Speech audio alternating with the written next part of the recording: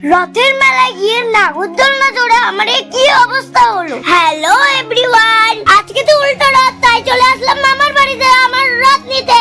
7 দিন রথ এই বাড়িতে ছিল, আজকে উল্টো রথের দিনে সবাই দেখি ঠাকুরে উল্টিয়ে দিয়েছে। আমার দেখে তো মাথায় হাত। চলো চলো বন্ধুরা, এখন রথ নিয়ে আমরা বাড়ি যাই। এই দেখো আমাদের পাড়াতে কত বড় একটা রথ নিয়ে ঘুরে বেড়াচ্ছে। গুড ইভিনিং বন্ধুরা, এখন যাচ্ছি আমরা মেলায়। আমারে কেমন লাগছে? আমরা এখন টোটো ধরে নিয়েছি।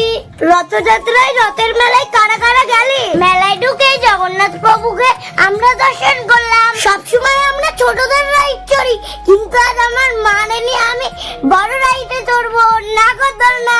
বন্ধু, নাগরদোলনায় উঠে যাও, ভয় পাইছি। আজকে তো উল্টো রথ ছিল, তাই আজকে মেলায় খুব ভিড় হয়েছিল।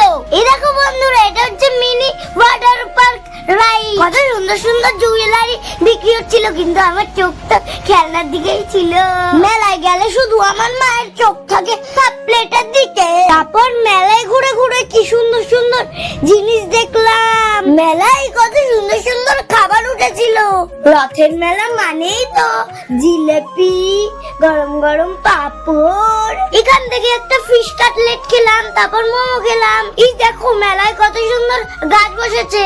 এই গাছগুলো সবই কিন্তু কলক গাছ। তারপর খেয়ে নিলাম পাপড়। বন্ধু, মামার স্কুটিতে করলাম, চললাম বাড়ি। একটা লাইক করে দিও, টাটা।